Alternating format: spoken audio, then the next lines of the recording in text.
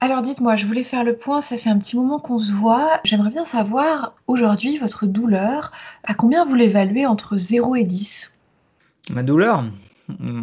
Ça va. Je vais reformuler. Par rapport au début, à combien de pourcents d'amélioration vous vous situeriez aujourd'hui? L'amélioration, ouais, ça va. Est-ce que vous diriez que depuis qu'on travaille ensemble, vous avez vu, des modifications dans votre capacité à travailler, à exercer votre activité professionnelle? Et à quelle hauteur de modification vous diriez? Ouais, le boulot, c'est vrai, ouais. Moi, ça va. Bon, OK, je note. Bonjour, Ou bonsoir. bienvenue sur Le Temps d'un Lapin, le podcast qui parle de la kinésithérapie, du soin et de la science. Mais pas trop longtemps, juste le temps d'un lapin. Aujourd'hui, sur le temps d'un lapin, nous revenons sur un article qui explore ce que ça signifie de devenir douloureux chronique pour les patients à travers leurs ressentis et les divers chemins plus ou moins tortueux qu'ils vont devoir emprunter pour aller mieux. Bonjour Vincent, bonjour tout le monde. Bonjour Marie, bonjour à tous. Alors Vincent, aujourd'hui, l'article c'est une proposition de ta part. Tu l'as découvert récemment et tu as tenu à nous en partager un petit peu le contenu. Est-ce que tu peux nous en dire un peu plus sur ce fameux article? Alors cet article, il s'appelle Healing Journey with Chronic Pain, Meta-ethnography Synthesizing 195 Qualitative Studies. Ce qu'on pourrait traduire par une synthèse méta-ethnographique de 195 études qualitatives sur le voyage vers l'amélioration avec une douleur chronique. Et on vous expliquera peut-être plus tard pourquoi on choisit de traduire healing par amélioration et pas par guérison. Donc c'est un article qui a été publié par Francine Troy, qui a un doctorat en médecine, au département d'orthopédie, de rhumatologie et de sciences musculo-squelettiques à l'université d'Oxford. C'est un article qui a été publié très récemment, c'est ça? Il est sorti le 5 mars de cette année dans le journal Pain Medicine. Qu'est-ce qui t'a attiré dans cet article? Ce qui m'a intéressé dans cet article, déjà, c'est sa forme, mais on va y revenir plus tard. Et puis aussi, on a beaucoup d'études qui se sont intéressées, qui ont exploré ce que ça signifiait que vivre avec une douleur chronique. Mais on n'en a pas beaucoup où on voit quels sont les outils, qu'est-ce que ça signifie de récupérer, de se remettre, ne serait-ce que partiellement, de cette problématique de douleur chronique. Et donc pour cette étude, ils sont allés chercher dans la littérature qualitative existante toutes les infos qui étaient relatives aux personnes qui avaient réussi à trouver un équilibre malgré leur douleur chronique. Ce qui correspond un petit peu à ton activité professionnelle actuelle. Voilà, je cherchais aussi quelques outils pour mon exercice professionnel. Ce qui m'a aussi interpellé par rapport à cet article, c'est la méthodologie. Il s'agit d'une analyse méta-ethnographique.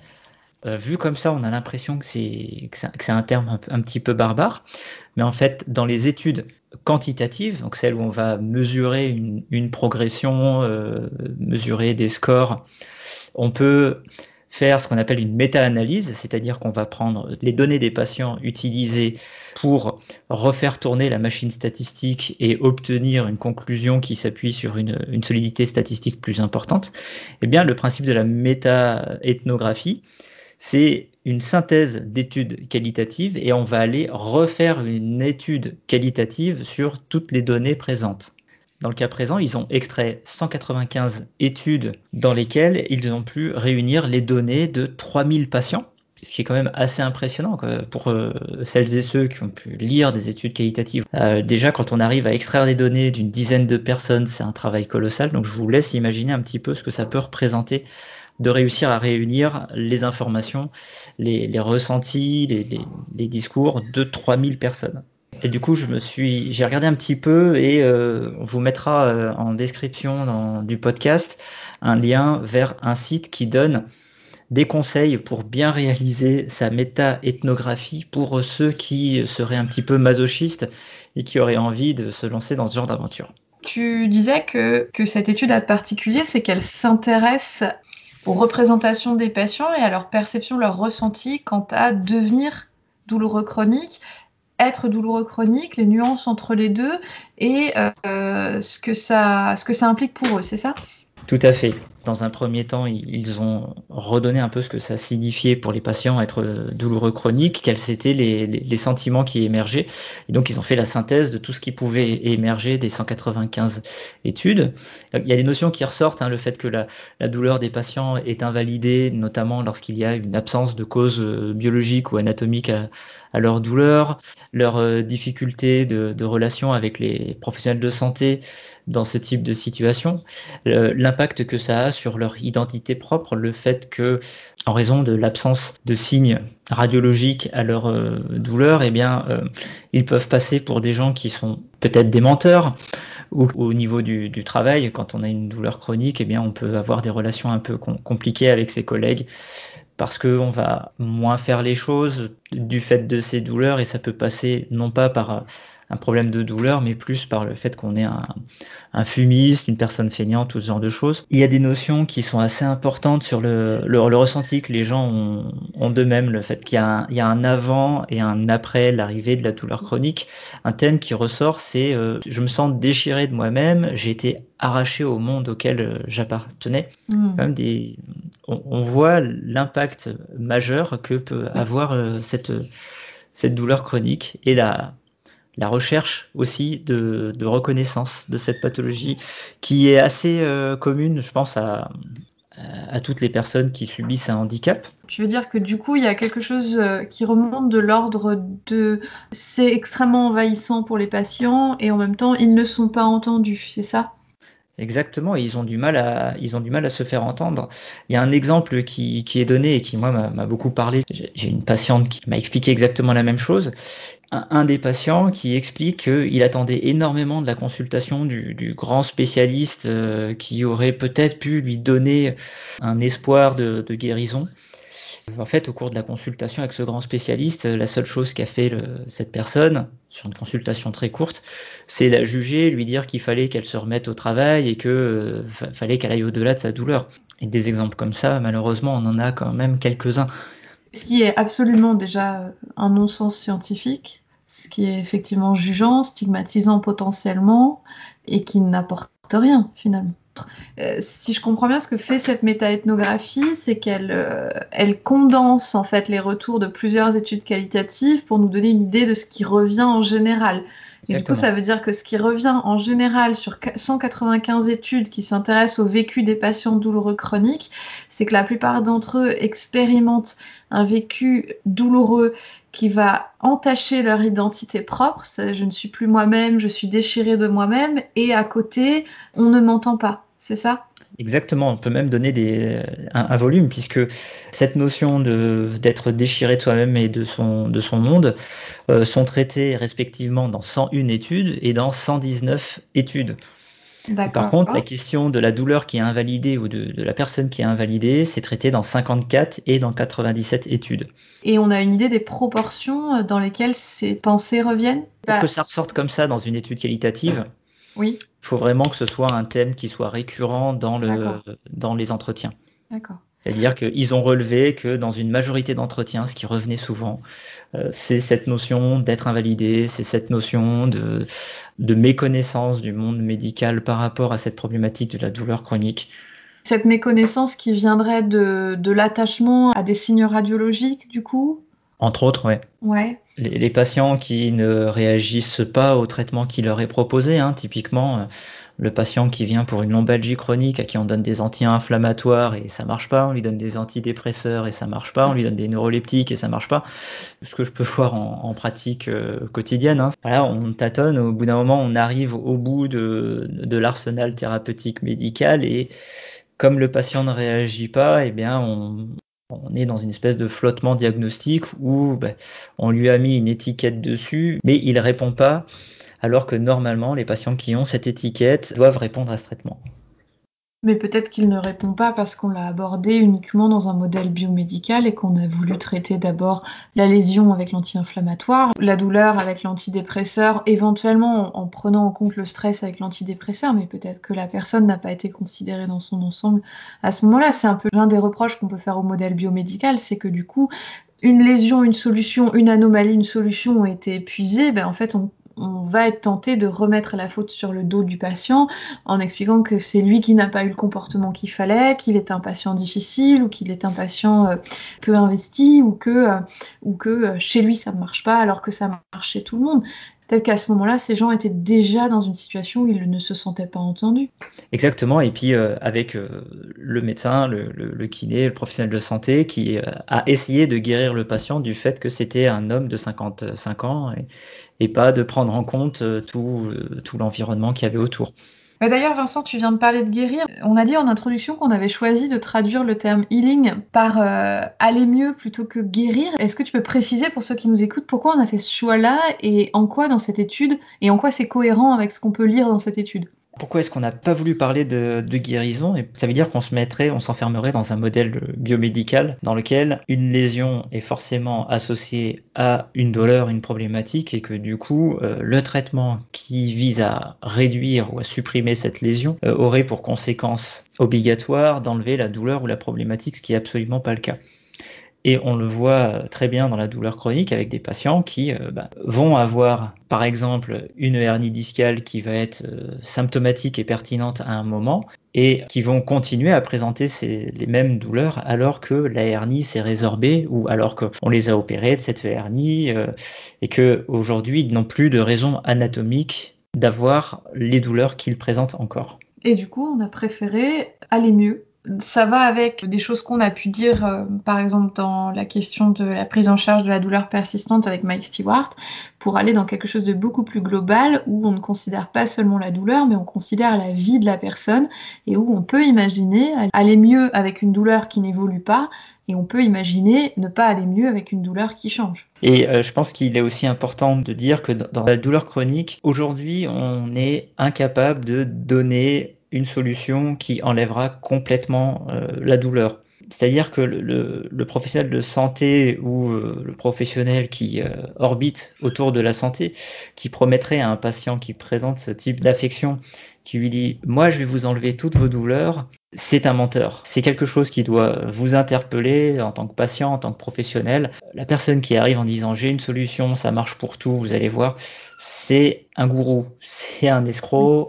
Mais ne serait-ce que le fait de dire « moi je vais enlever votre douleur », puisque aujourd'hui des douleurs qui sont installées depuis longtemps, en tout cas au-delà du temps de guérison connue des éventuelles lésions qu'on aurait retrouvées, c'est des gens chez qui la solution ne viendra pas de l'extérieur, mais plutôt de l'intérieur. La solution antalgique à court terme, elle pourra venir des professionnels qui vont encadrer la personne, que ce soit un traitement médicamenteux, que ce soit, attention, je vais dire un truc terrible, un massage qui peut permettre de diminuer la douleur à court terme. Mais en fait, le fait que le niveau douloureux global diminue, ça va plutôt être lié à une meilleure compréhension de la douleur et un retour vers des activités physiques, des activités de loisirs et des activités professionnelles qui vont améliorer le niveau douloureux plutôt que d'enfoncer la personne. Et ça, en l'occurrence, c'est vraiment une solution qu'on va construire avec la personne et pas qu'on va lui apporter en disant c'est moi qui vais résoudre votre douleur.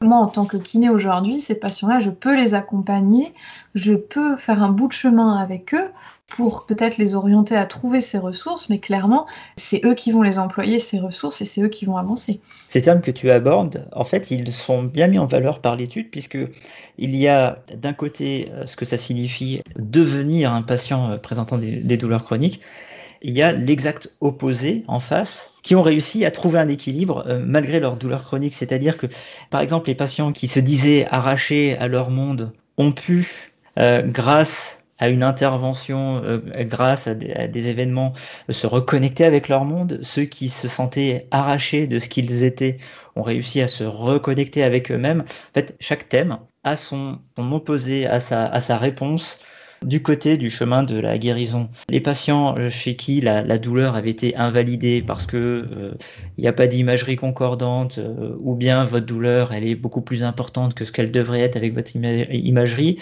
bien il y a le répondant du côté du chemin de la guérison où il est mis que la douleur a été validée, j'ai une explication qui est rationnelle pour ma douleur, on m'a expliqué le pourquoi, on leur a délivré une explication qui est plausible et acceptable sur leur douleur et ça leur permet de comprendre et de gagner un peu de contrôle sur leur douleur Donc chacun de ces éléments se répond du côté de subir la douleur chronique et en face, malgré la douleur chronique, pouvoir faire des choses. Tu veux dire qu'il y a deux grands pans dans cet article, c'est l'analyse de qu'est-ce que c'est que de devenir douloureux et qu'est-ce que j'ai vécu dans le parcours où j'ai commencé à aller mieux, c'est ça, hein? Exactement. D'accord. Et que dans devenir douloureux par opposition à être douloureux, la question c'est qu'est-ce qui a changé pour vous? Qu'est-ce que vous avez ressenti dans ce changement d'état? Et à ce moment-là, j'ai ressenti la rupture avec avant, l'absence de légitimisation, etc. Exactement. En fait, ce qui D'accord. ressort beaucoup, c'est pas tant le patient qui va s'inquiéter par rapport à sa lésion, mais Ouais. vraiment, c'est l'impact que ça a eu sur sa vie. Et c'est plus à ça que les patients voudraient que les professionnels de santé s'intéressent que leur lésion anatomique. D'accord. C'est pas parce qu'on leur a pas demandé, c'est qu'en fait, quand on leur demande ce qui est compliqué dans ce parcours, eux vont dire que c'est qu'on s'intéresse pas forcément à ce que ça représente pour eux, qu'on n'entend pas l'envahissement que la douleur peut avoir, finalement plus que ce que j'aurais pu moi imaginer, où j'ai toujours l'impression, et c'est probablement un biais, que les gens sont inquiets pour une lésion. C'est souvent un truc qui ressort dans des discussions que je peux avoir avec des collègues quand on se fait des transmissions où je demande qu'est-ce qu'il a le patient et la collègue me dit il a une hernie L5S1. Je dis mais oui mais qu'est-ce qu'il a? C'est quoi son problème? Et on voit qu'on est dans deux visions différentes avec qu'est-ce qu'on voit à l'imagerie, mais quel est l'impact sur le patient, sur sa fonction, sur sa vie. C'est quelque chose qui, moi, m'avait heurté les premières fois que j'ai reçu des stagiaires. Dans le sens où, quand je laissais un stagiaire faire un bilan, à la sortie du bilan, j'avais quelque chose de propre, de très cadré, de très bien fait, une mesure d'amplitude articulaire, etc. Et un jour, ce qui m'a sauté aux yeux, c'est « mais je vois pas où est la personne là-dedans ». Parce qu'en fait, moi, une amplitude de flexion à, je sais pas, 140, 150, ça me dit pas si la personne, elle peut se laver les cheveux, si elle peut se maquiller, si elle peut attraper quelque chose dans le placard en hauteur. Et finalement, c'était le switch qui s'est opéré petit à petit en travaillant, c'était de dire, comme tu dis, une hernie L5S1, ça n'est pas une personne, c'est une situation, c'est un endroit, c'est un étage, mais ça ne décrit en aucun cas ce que vit la personne. On peut, d'une même dysfonction, en fonction du moment, en fonction de l'heure, en fonction de la période de la vie, on peut avoir un envahissement qui est complètement différent. Exactement. Et tous ces éléments, en fait, ça permet de créer une relation thérapeutique qui est forte entre le patient et le professionnel. Et aussi, ça permet d'avoir quelque chose de cohérent, de concret, de fixer des objectifs qui soient réellement adaptés. Avoir des mesures d'amplitude, des périmètres, ça crée pas de l'empathie. Ça montre pas au patient qu'on s'intéresse à son problème, c'est juste que voilà, on a pris les mesures. Par contre, l'impact de la pathologie, de la douleur sur la vie, sur des activités, parfois toutes bêtes. Toi aussi, tu penses à cette vidéo du monsieur qui s'entraîne. Ouais, je vais pas dire la fin pour ceux qui l'ont pas vu, mais ce monsieur qui porte des poids de plus en plus lourds pour pouvoir prendre sa petite fille dans les bras. Ça fait partie des premières questions que je pose aux personnes qui ont dépassé un certain âge. Je leur demande s'ils ont des petits-enfants et ce qu'ils font avec. Moi, je demande si les gens ont un chien maintenant. Oui, c'est... Les enfants, comme toi, mais aussi, est-ce que vous avez un chien que vous avez besoin de promener et pour lequel, du coup, vous avez besoin de passer du temps dehors, de marcher? Est-ce que c'est un chien qui tire? Est-ce que c'est un chien qui fait 1 kilo, un chien qui en fait 25? Parce que je ne vais pas forcément l'utiliser de la même manière. Il y a aussi la notion de communauté, c'est-à-dire que lorsque les patients arrivent à échanger entre eux au sujet de leurs problématiques, ils arrivent à trouver du soutien qu'ils n'ont pas forcément auprès de leur famille. Ça leur permet aussi de trouver une place dans la société. Ils arrivent aussi à trouver de l'humanité dans le système de santé, puisque ça existe, la prise en charge de la douleur chronique. Malheureusement, peut-être un peu trop tard. On manque beaucoup de prévention et d'éducation sur ce qui peut mener à la douleur chronique et l'impact que ça peut avoir sur la vie des gens. Souvent, il y a une espèce d'errance jusqu'au moment où ils arrivent à trouver un endroit où ils vont avoir une écoute qui leur permettra déjà d'expliquer ce qui leur arrive et puis de trouver des clés pour arriver malgré tout à faire quelque chose. Oui, parce que ce qu'on a pu dire dans l'épisode sur la fibromyalgie, c'est qu'une douleur peut être chronique dès les premiers mots, des premières minutes, dès la première consultation, ou même avant, en fonction des croyances qui vont implanter des comportements qui vont entraîner une chronicisation, indépendamment de la faute du patient. Il n'y a pas d'histoire de culpabilité. Et c'est vrai que je suis d'accord avec toi, moi je trouve ça dommage qu'il y ait cette espèce de course à la lésion, c'est-à-dire il y a un temps qui est assez long, on va chercher de la lésion, et quel traitement sur quelle lésion va amener une solution, et puis finalement c'est très très tard qu'on va arriver vers un questionnement global. Bon, bah là, il y a de la douleur depuis longtemps. Est-ce qu'on peut changer quelque chose sur le sommeil? Est-ce qu'on peut changer quelque chose sur les loisirs? Est-ce qu'il y a des choses qui vous manquent et que vous aimeriez refaire? Moi, je demande souvent, est-ce qu'il y a un sport que vous aimeriez faire et que vous pensez ne plus pouvoir? Exactement, ouais, c'est bien ce que tu dis. Il y a une escalade d'imagerie, il y a une escalade de traitement, voire même très souvent, c'est plutôt l'inverse. C'est-à-dire qu'il y a une débauche d'imagerie et de traitement qui sont donnés dès le début. Pour au final, quand tu vois les recommandations sur la lombalgie, on revient un petit peu toujours à ça, celles de 2019 qui disent que chez le patient lombalgie chronique, la première chose à faire, c'est d'arrêter de faire des imageries et d'essayer de supprimer assez rapidement, mais de manière tolérable, les médicaments qui sont superflus. Est-ce qu'on peut parler d'un médicament superflu si ça soulage la douleur? Et est-ce qu'on est sûr que le médicament qui est donné soulage la douleur? Moi, j'ai plein de patients qui sont sous neuroleptiques ou qui sont sous opioïdes, qui arrivent au sein de l'établissement, on leur enlève ces médicaments-là et ils disent finalement ça va pas moins bien. Et en même temps, j'ai plus les effets secondaires du médicament. Donc là, déjà, on a probablement un médicament qui a été soit donné trop longtemps, soit qui n'a pas été donné par rapport aux bonnes indications. Oui, moi ce que je regrette pas mal dans ces situations-là, c'est que le médicament est souvent donné sans forcément de précision d'utilité. On a des gens qui prennent des médicaments pour ne pas avoir mal ou pas trop et qui subissent des effets secondaires, mais à aucun moment, j'ai l'impression, il y a un échange sur est-ce qu'on fait la balance bénéfice-risque de la douleur que vous avez avec ce médicament et des effets secondaires, de la douleur que vous avez sans ce médicament, et surtout de pourquoi on le prend. Parce que ce que je trouverais intéressant, comme on en parlait avec Florian Bailly, c'est plutôt de dire là, on va essayer ce traitement-là qui va peut-être vous permettre d'avoir moins mal pour que vous puissiez faire plus de choses, pour que quand on enlève ce traitement, vous soyez déjà physiquement un petit peu reconditionné. Ça me semble pas aberrant dans l'idée d'accompagner les gens à avoir une prise de décision, une prise de traitement qui soit partagée, en fait, de dire voilà, là je prends ce médicament, c'est pas juste pour ne pas avoir mal, c'est pour me permettre de faire ceci. Et peut-être que l'effet nocebo ou les éventuelles craintes liées aux médicaments seraient moins fortes si on expliquait aux gens en fait, je vous le donne pas parce que j'ai pas d'autre solution et que je veux juste vous casser pour que vous ayez pas trop mal. Je vous le donne parce que j'ai entendu que vous ne pouviez pas faire des choses qui étaient importantes pour vous, et je me dis qu'avec, vous pourriez faire ces choses-là. Et que petit à petit, une fois que vous les aurez refaites, on pourra peut-être diminuer. C'est très pertinent, c'est clairement dans l'air du temps, c'est-à-dire que c'est ce qui semble émerger de la littérature scientifique aujourd'hui. La loi Kouchner sur la santé parlait déjà du consentement éclairé du patient, qui est l'étape d'avant de la décision partagée, mais on voit que déjà aujourd'hui, le consentement éclairé du patient, pour caricaturer, ça se résume à donner un formulaire au patient expliquant les éventuels effets secondaires et le faire signer à la fin. C'est un début, on informe déjà, après il y a s'assurer que la compréhension est bonne et puis expliquer au patient pourquoi est-ce qu'on fait cette intervention, pourquoi est-ce qu'on donne ce médicament. Voilà, bon là on est en train un petit peu de digresser comme d'habitude, mais c'est effectivement une notion qui était importante à mettre en évidence. Et donc au final, avec tout ça, il nous reste 2 points qui sont importants et qui ressortent de cette étude. La première, c'est que j'ai toujours un petit peu de difficulté à traduire ce terme, c'est « I am empowered ». On aurait tendance à le dire on me donne le pouvoir, on me donne le contrôle. Je suis mis en capacité, je suis rendu compétent. Il y a un passif qui me pose problème, je dirais je reprends le contrôle, je reprends les clés, moi. Je réinvestis le pouvoir que je suis censée avoir sur moi-même et dont je me suis privée ou dont on m'a privée sans que je m'en rende vraiment compte. Et c'est vraiment un problème pour moi dans la santé.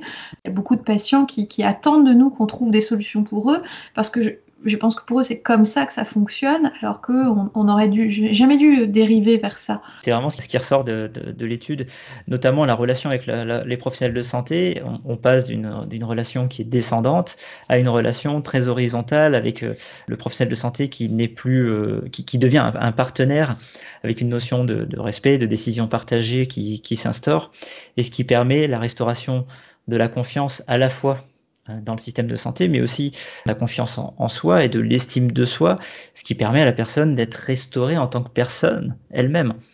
Ça, c'est quelque chose qui est très fort. La lecture de ce genre de truc, moi, c'est toujours un petit peu émouvant quand même. Parce Oui. qu'on se replonge dans des consultations qu'on a pu avoir et des moments où on sent qu'il y a une extrême tristesse qui peut être évoquée par les patients. C'est plutôt récent chez moi comme changement, mais pour moi, c'est vraiment l'objectif premier et je crois que c'est les plus beaux moments et c'est pour moi les moments les plus privilégiés dans ce métier. D'avoir accès à ça, c'est hyper précieux. Je vois les gens reprendre un petit peu de contrôle sur la situation.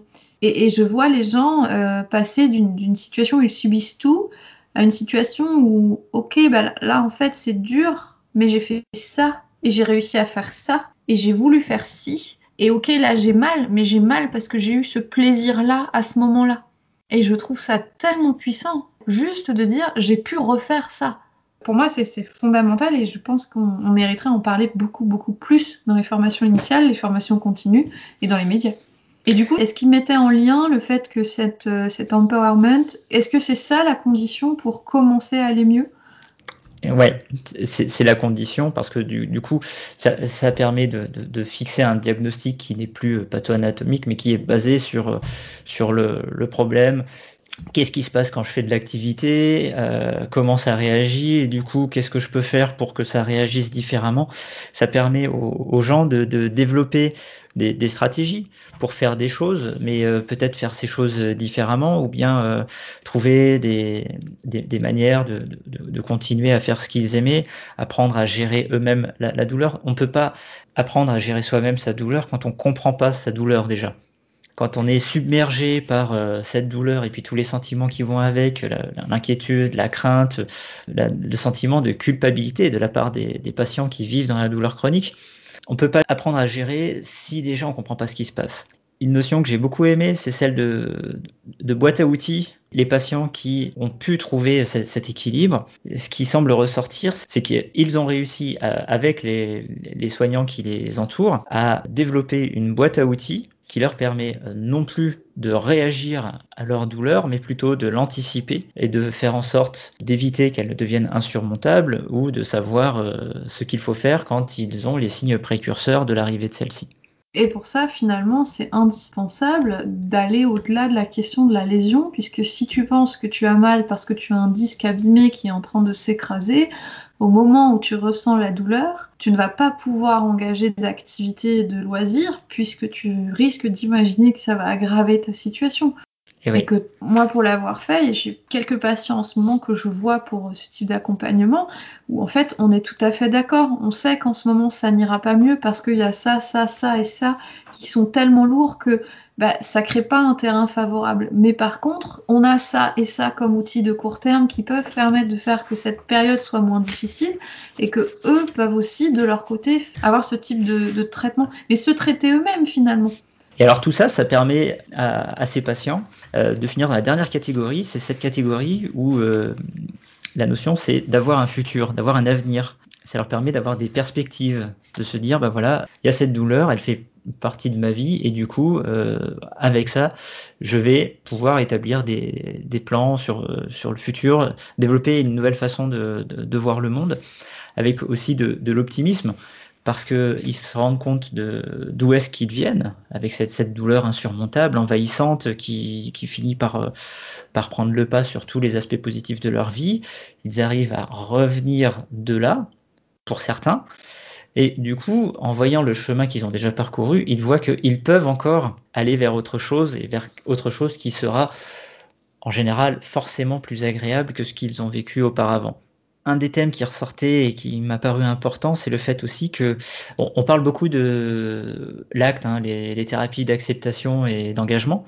Ils évoquent le fait que l'acceptation, accepter d'être un douloureux chronique, ce n'est pas un renoncement. C'est-à-dire que ce n'est pas parce qu'on est douloureux chronique qu'on ne pourra plus jamais faire un truc fun dans sa vie. Mais l'acceptation, le fait de comprendre qu'on a des limitations, ça permet aussi de mieux les contrôler. Et la notion de voyage, vraiment, qui est à la fois, elle est intéressante et aussi révoltante, parce qu'on se dit que les patients ne devraient absolument pas devoir subir ce voyage qui forcément en perd certains. À chaque étape, en fait, on pourrait raccourcir le voyage. Le risque, c'est que plus le voyage est long, plus la probabilité d'avoir un accident en cours de route est importante.